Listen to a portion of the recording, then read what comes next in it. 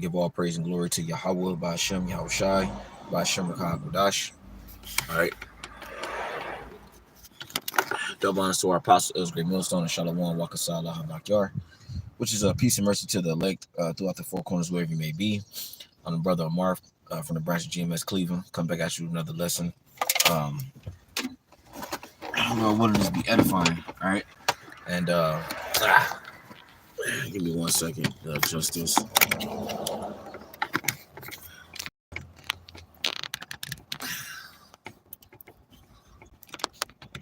All right, Salaki for that, man. It's 10.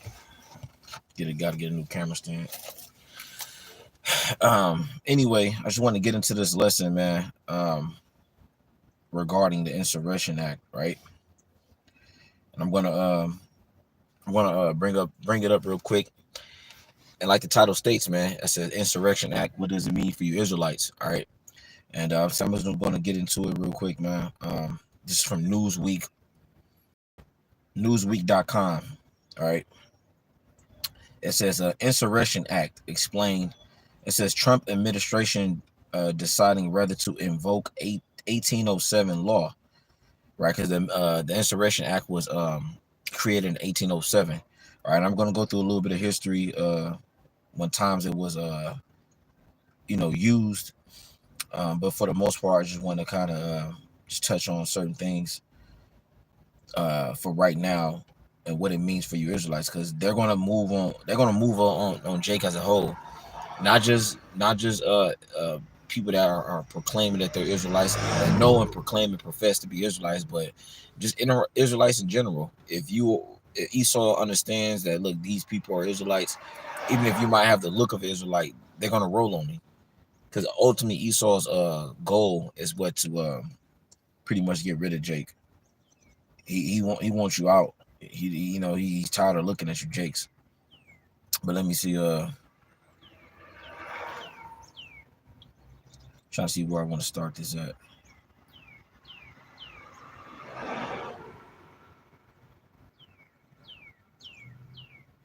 Give me 1 second. Like I say, I'm just looking through it real quick.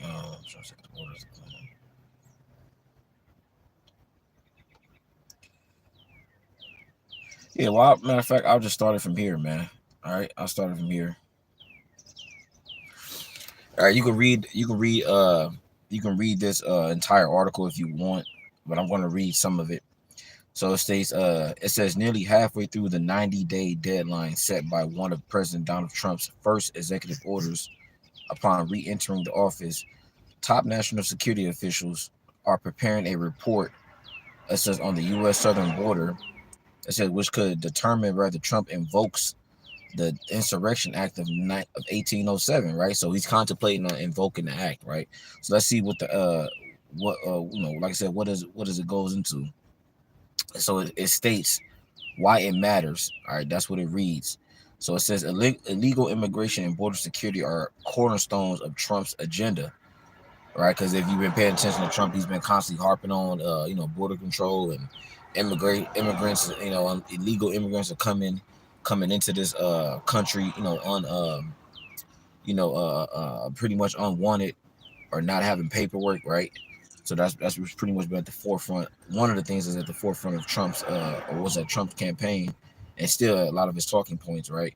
It says he has vowed to carry out the largest mass deportation effort in U.S. history, impose tariffs, and strengthen southern security to limit crossings. And I'm gonna get some precepts in a minute. It says that he campaigned on the proposals which have widespread Republican support and many voters backing his plans for immigration reform. Most Democrats opposed his approach, but agreed on the need for reform. The Insurrection Act of 1807 is a federal law, right? It says it's a federal law. It says that allows the president to deploy the military and national guard to quell unrest, right? It says such as an insurrection or rebellion. It says or to enforce the law in certain situations. So I'm gonna reiterate this. It says the Insurrection Act of 1807 is a federal law that allows the president to deploy the military and national guard to quell unrest, such as an insurrection or rebellion, or to enforce the law in certain situations, man. And this is what's going to be used against you Israelites in these latter days. Like Esau's going to have certain uh, um, groups that are set up that are going around saying they were Israelites. You know what I'm saying? And he's going to those groups such as I'm not going to. Well, I'm gonna just say it, man. Those groups such as ISUPKs, you know what I'm saying, IUICs, you know what I'm saying. These other groups, they're going to be used as a catalyst to speed this thing up and to bring forth this insurrection act, man. Because according to this article, they're contemplating on invoking it or contemplating on bringing it forth, man. Like I said, this is going to lead to a lot of you Israelites, pretty much Jacob's trouble. If you want to sum up what I'm saying, it's going to lead to Jacob's trouble happening, man. Right? It says critics worry that invoking the act could consolidate federal power and give Trump more leeway to use the military for domestic law enforcement or immigration enforcement. And it should worry you if you understand what the Insurrection Act is, which I'm breaking it down. Even if you're a regular individual, you should be worried about this man having you know this much power. All right, that's why I said they worried about him consolidating federal power.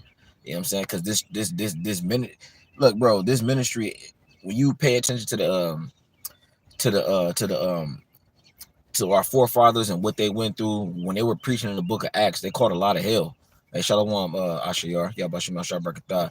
They caught a lot of hell for preaching his word. And this is what's going to happen in these latter days, man. The simple fact that you are Israelite and that you're professing that you're Israelite, that right there is what's going to get Esau to just pretty much unleash on you, man. He's gonna show those horns, as Scripture speak. Revelation 12:12, right? So it says reading on, right? It says the move comes less than 2 months into his presidency, during which he has strong Republic relations, strong Republic support, but faces criticism from Democrats and others who warn his actions resemble authoritative tendencies, man. All right. It says because he's a what will be considered a modern day what they call it, man. What they call it back in the Roman Empire, man, when you was in power. Emperor. He would be considered a modern day emperor, right? It says what to know. It says one of Trump's first executive orders signed the evening he took office in January 20th was titled "Declaring a National Emergency at the Southern Border of the United States." In the order, he said, "America's sovereignty is under attack," quote unquote. It says due to border crossing and declared a national emergency at the southern border. Under Section 6 of the order, Trump directs Secretary of Defense. It says Pete Hegseth and Secretary of Homeland Security Kristi Noem. It says to submit a joint report on the border, including recommendations for actions that may be necessary to obtain complete operational control of the southern border. It said he specifically cites one option, including whether to invoke the Insurrection Act of 1807. The act is outlined in a series of statutes under Title 10 of the U.S. state codes, with some of them dating back before 1807. The statutes grant the president the power use. It says the power use the military to put down a rebellion at the federal or state level.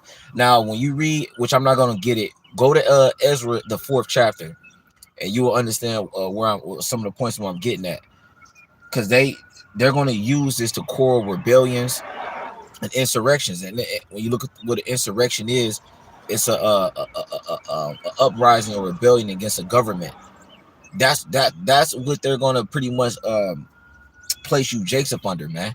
When they get ready to fully roll on Jake, they're going to use acts like this, man. Because remember, I got to get it real quick.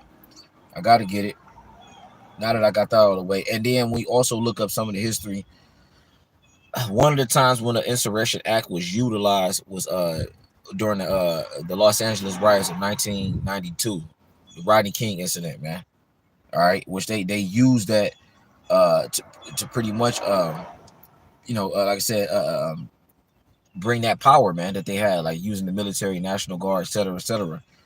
All right, and it pretty much acts as a state of emergency, which under normal circumstances, certain things won't be allowed.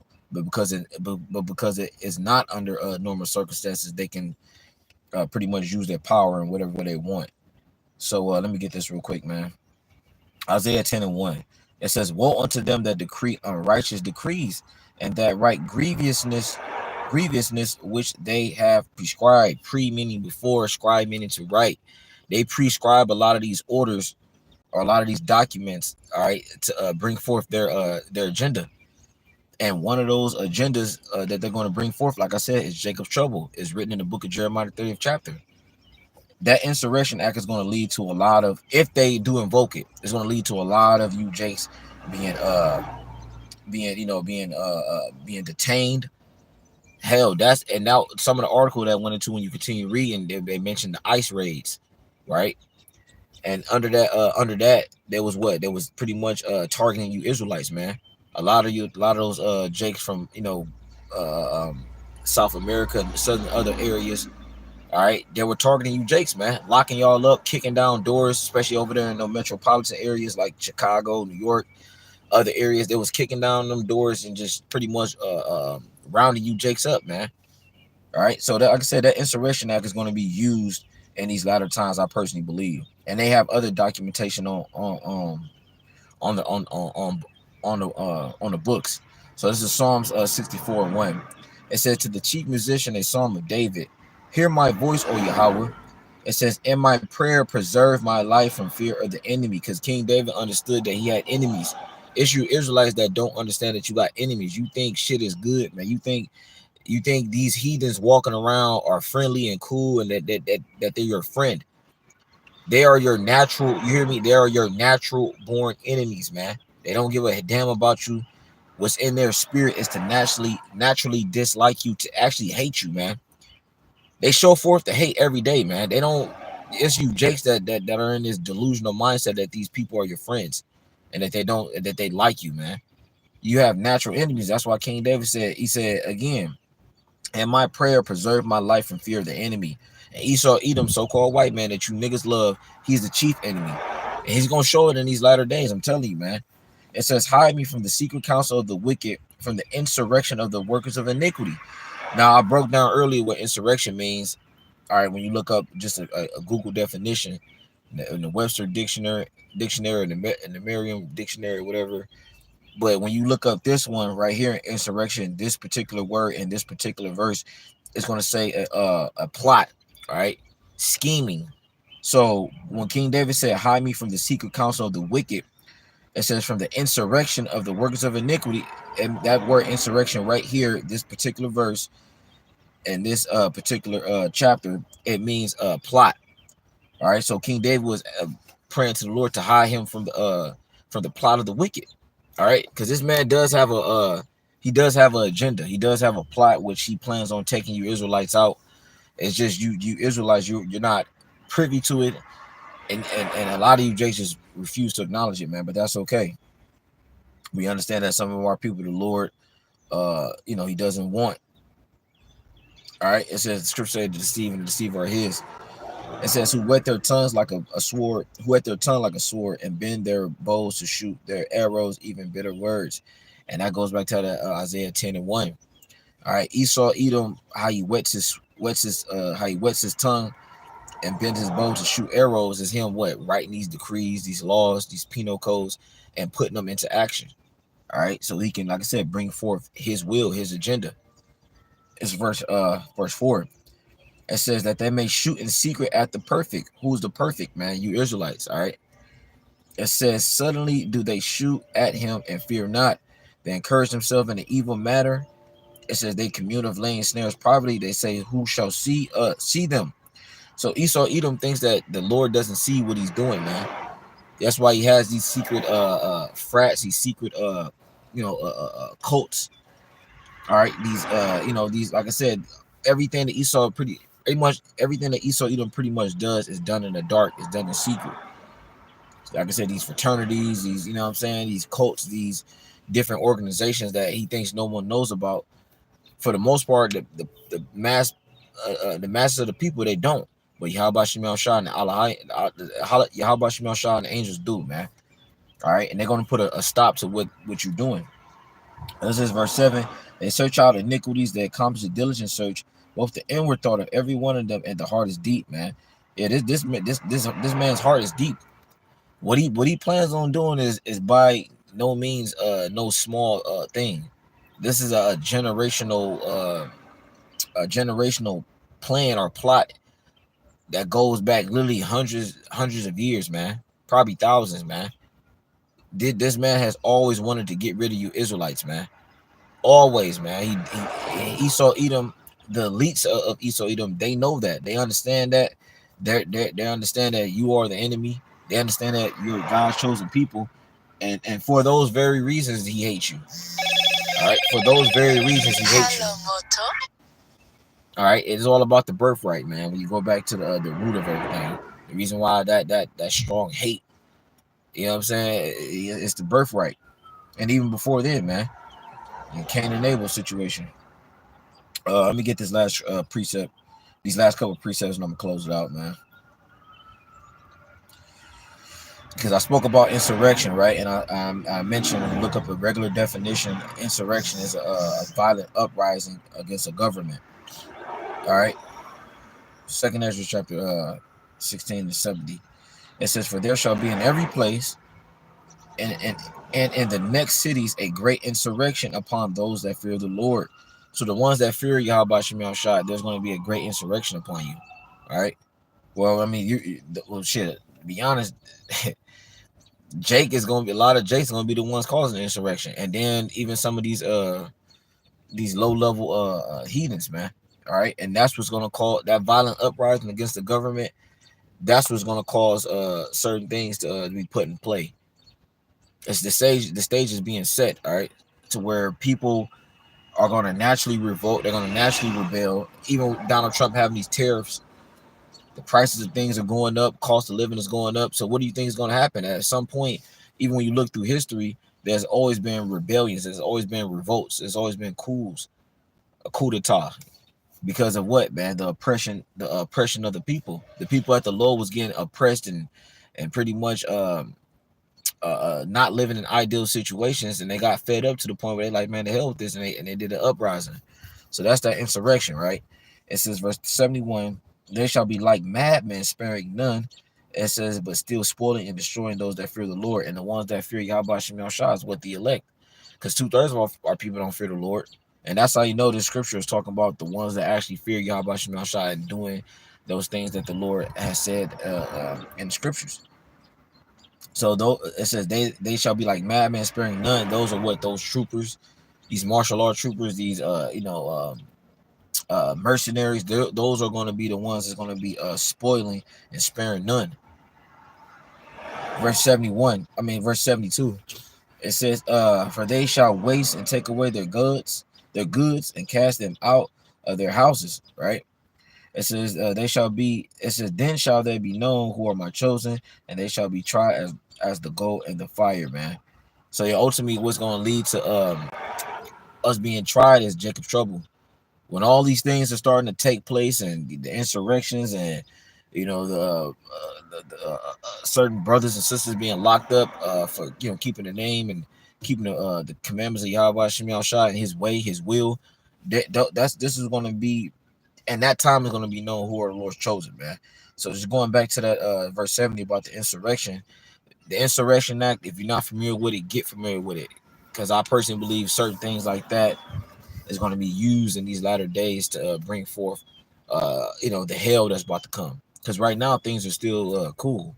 Still, you can still do whatever the hell you want to do, man, without no draconian laws. Pretty much you worried about any draconian laws, man. So yeah, that was pretty much it's pretty much all I wanted to get into, man. Hey, I pray this is edifying to whoever may be watching. A lot of for those that chimed in on the comment board. With that, I'm gonna give all praise and glory to Yahweh, Ba'ashem, Yahushai, Ba'ashem, Rakah, Kodash. All right, double honors to the Apostle Israel Millstone and Shalom. And Passovers in a couple of days, Lord willing, Yahweh Shem shall be with us.